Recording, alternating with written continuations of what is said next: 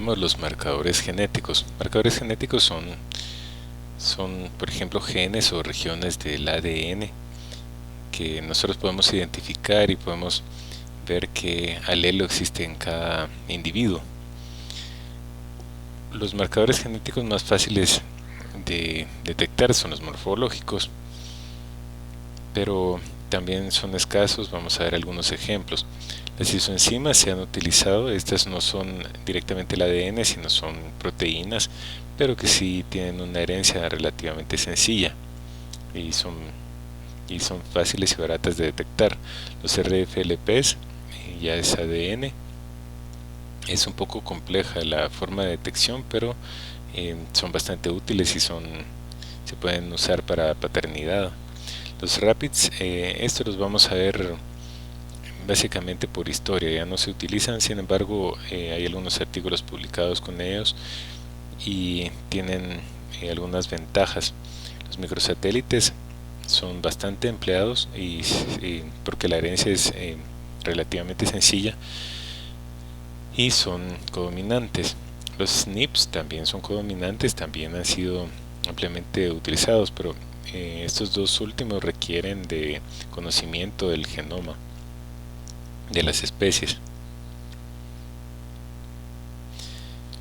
Los marcadores morfológicos son bastante escasos, fáciles de observar y muchas veces tienen el problema de que son dominantes. Por ejemplo, enrollar la lengua, los lóbulos si son separados o unidos, la presencia de pico de viuda o ausencia en humanos. Ahora, en especies silvestres es mucho más difícil de observar porque no conocemos que genes puedan expresarse así de manera simple. Hay que hacer algún estudio previo, que tengan genes que tengan herencia simple, que sean observables, pero son muy pocos. Entonces se han empleado, por ejemplo, las isoenzimas. Estos traen una ventaja, son codominantes, es decir, se sabe los genotipos, los 3 genotipos o más si es que existen más alelos. Básicamente consiste en una técnica en la que se utiliza electroforesis para poder separar las proteínas de acuerdo a su carga.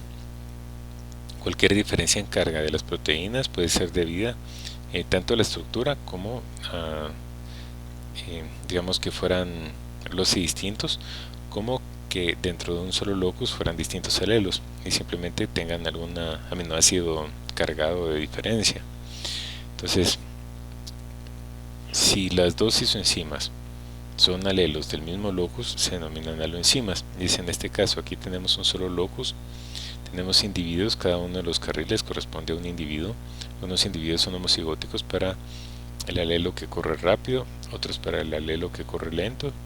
Hay unos heterocigóticos, uno para rápido y lento, y aquí hay otro rápido que es diferente a este otro. O sea, existen por lo menos, bueno, vamos a ver, uno rápido, uno un poco menos rápido, entonces existen por lo menos 4 alelos distintos acá, pero vemos que los individuos son heterocigóticos u homocigóticos.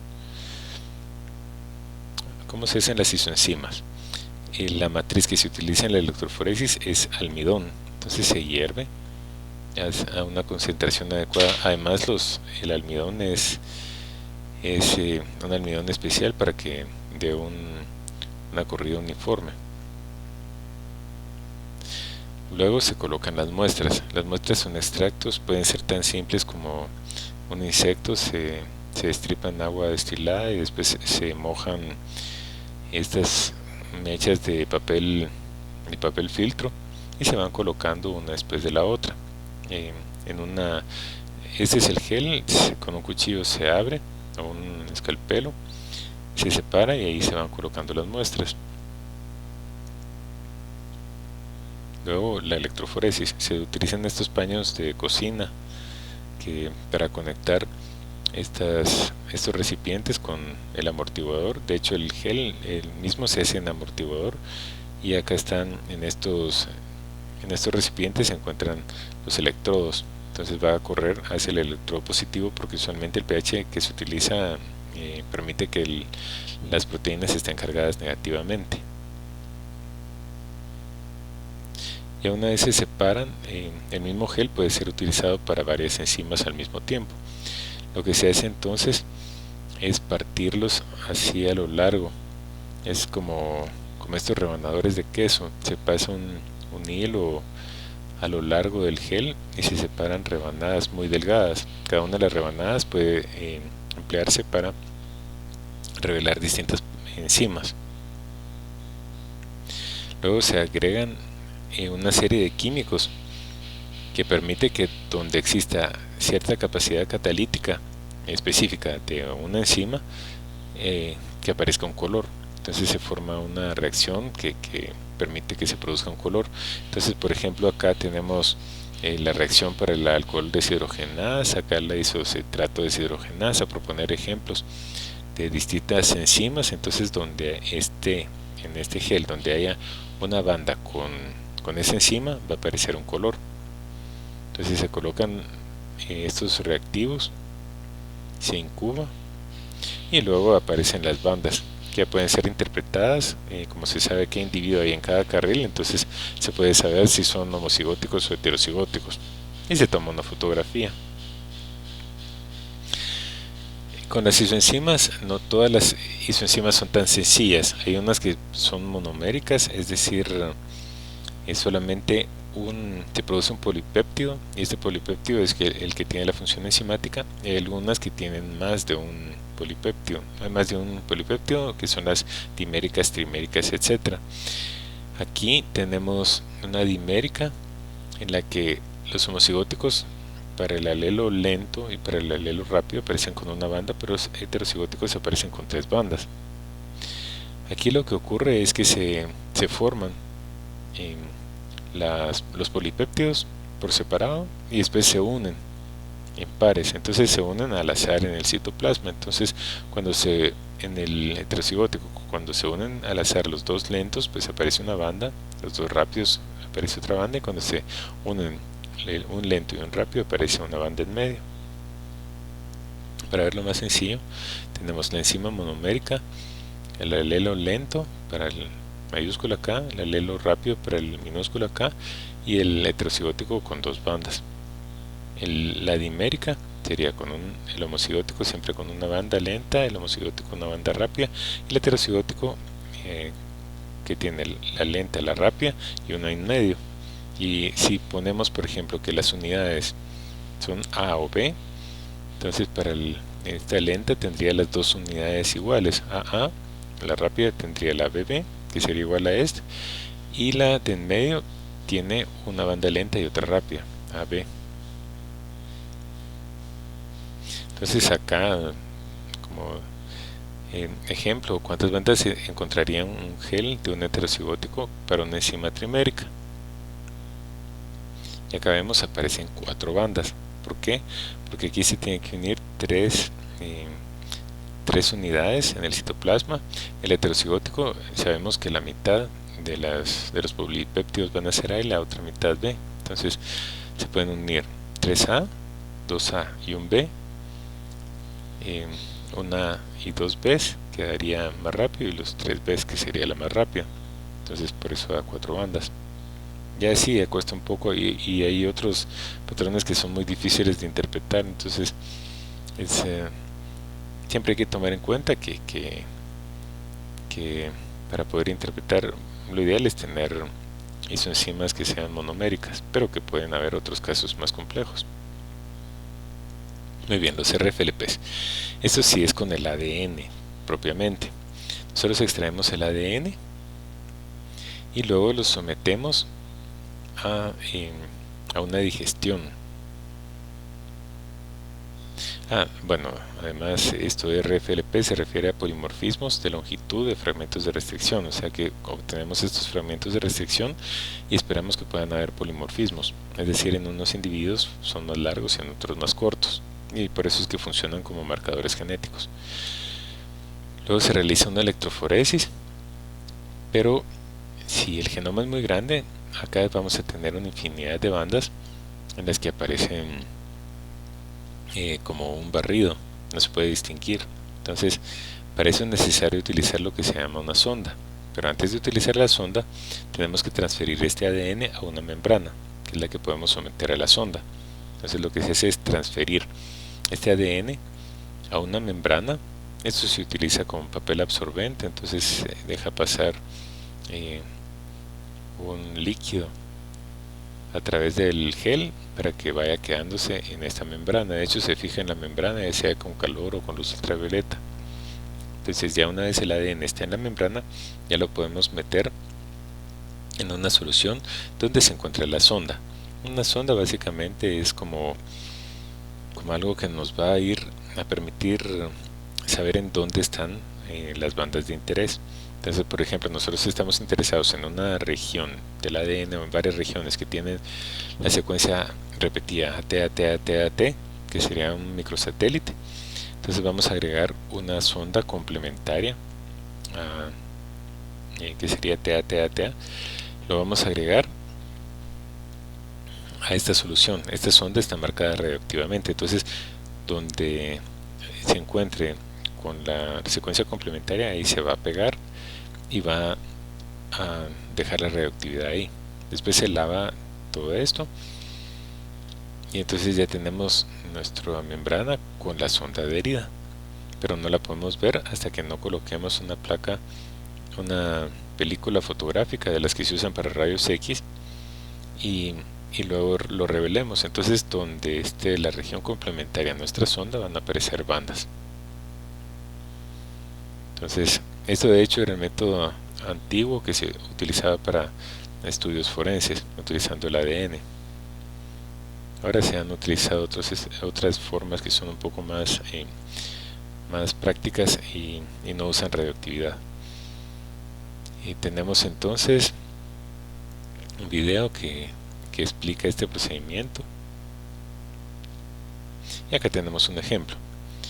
Indica las bandas que aparecerían en una película de rayos X con los 3 genotipos diploides de estos 2 alelos. Entonces acá tenemos el alelo A1. Este es una representación de una región del ADN cerca de donde se une la sonda. En rojo tenemos la sonda y acá el alelo A2. La diferencia entre el alelo A1 y A2 es que el A2 tiene acá en la secuencia tiene un sitio de reconocimiento de la enzima de restricción y acá el A1 no lo tiene. Por lo tanto, en el A1 van a aparecer, como la sonda se une a estos 2 fragmentos, van a aparecer 2 fragmentos. Esto lo encontramos acá. En el A2 vamos a tener que la sonda se une en parte a este fragmento, en parte a este y en parte a este. Es complementario a los 3 fragmentos. Entonces vamos a tener el A2A2 con 3 fragmentos, uno muy pequeño y 2 relativamente grandes, pero este es más pequeño que este de acá. Y el heterocigótico va a tener todas las bandas, porque va a tener tanto estas 3 como estas 2. Entonces va a tener todas las bandas del A1A1 y el A2A2. Entonces vamos a tener una banda acá, otra acá, otra acá. Este es común, porque aquí no hubo, representa esta de acá, no hubo ninguna variación entre los 2 alelos y la banda pequeña que corresponde a la del A2A2.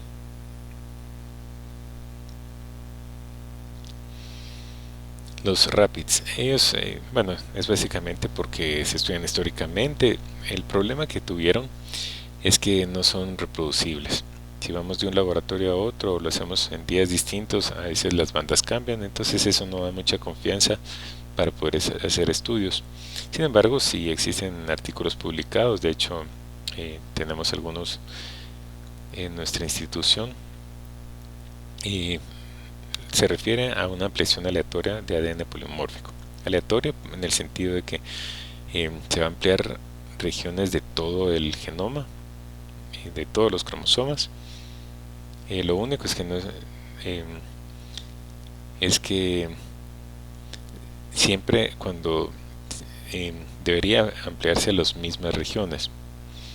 Son marcadores dominantes, es decir, cada una de las bandas representa un locus distinto. La presencia de banda representa los genotipos dominantes y la ausencia de los genotipos, el genotipo recesivo.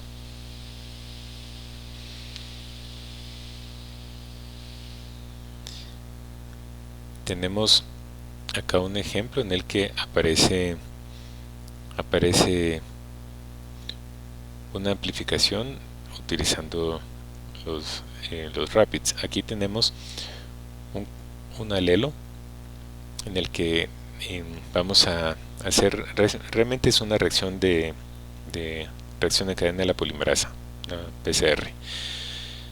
Acá la única diferencia es que vamos a utilizar un cebador corto. Cuando los cebadores son grandes, son más específicos, digamos de 20-25 bases. Van a unirse a regiones complementarias, pero muy pocas en todo el genoma. En cambio, si utilizamos unos cebadores muy pequeños, se van a unir a más regiones porque es más probable que existan regiones complementarias. Entonces tenemos acá estos azules son las regiones complementarias y va a ocurrir amplificación cuando exista una unión del cebador en direcciones opuestas en regiones relativamente cercanas para que permitan una amplificación. Entonces acá por ejemplo está cercano y ocurre amplificación. Acá también está cercano y ocurre amplificación, solo que están un poco más lejanos, entonces son dos fragmentos de ADN que se producen por la técnica de PCR. Acá solamente se usa un cebador por reacción. Entonces esto lo hemos representado acá. Un homocigótico para este alelo va a tener dos bandas. Ahora, por mutación puede ser que desaparezca alguno de los sitios donde se une el cebador. Entonces, por ejemplo, para este segundo alelo ya no va a aparecer uno de estos dos sitios, entonces no va a haber amplificación de este fragmento pequeño, solamente del fragmento grande. Entonces este lo vemos acá. Un homocigótico para este alelo de abajo va a tener solamente una banda. Entonces este sería el recesivo, no tiene esta banda de acá. Entonces ahí ya tenemos la interpretación de los geles. Los microsatélites consisten en básicamente regiones que se repiten. Por ejemplo, acá tenemos una representación de un individuo con dos alelos con repeticiones puede ser CA, GTG, TGT, etcétera, varias veces. También se denominan SSR o STR. Y por ejemplo acá tenemos un homocigótico para el alelo pequeño, tiene pocas repeticiones y va a aparecer una banda acá pequeña. Acá tenemos un homocigótico que tiene un alelo pequeño y otro alelo grande, entonces van a aparecer dos bandas, una pequeña y otra grande. Y así tenemos, la ventaja con ellos es que existen muchos alelos en las poblaciones, entonces podemos tener desde alelos pequeños hasta alelos grandes. También la ventaja es que los alelos difieren en tamaño, entonces una electroforesis permite separarlos muy bien. Y estos se utilizan mucho para paternidad o para análisis forenses, solo que en la actualidad se utiliza la técnica de PCR para la amplificación. Tienen problemas en el sentido de que a veces hay unos alelos. Para poder hacer la amplificación por PCR necesitamos un cebador que esté fuera del microsatélite, y si hay una mutación ahí no amplifica nada. Entonces si solo tenemos una banda puede ser que sea homocigótico o puede ser que tenga un alelo que no amplificó debido a que el cebador que estaba afuera no logró unirse a la región porque había una mutación ahí. Entonces eso genera un poco de problemas en el análisis.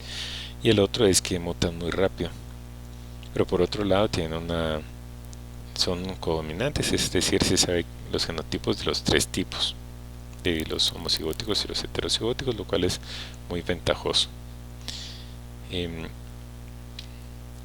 Estos se han utilizado mucho para estudios de genética de poblaciones y son se han publicado y son bastante confiables. Y por último tenemos los SNPs, que son básicamente ocurrió una mutación en un nucleótido. Para esto sí se necesita conocer la secuencia específica. Bueno, al igual que los microsatélites, para poder hacer una amplificación necesitamos conocer la secuencia que está a la par de los microsatélites para poder diseñar los cebadores. Igual es acá en los SNPs, se necesita conocer la secuencia para ver si hay alguna variación en la población, para estudiar esa región en particular y ver qué genotipo tienen los distintos individuos. Todos estos marcadores nos sirven de base para los estudios de genética de poblaciones que vamos a ver en la siguiente unidad.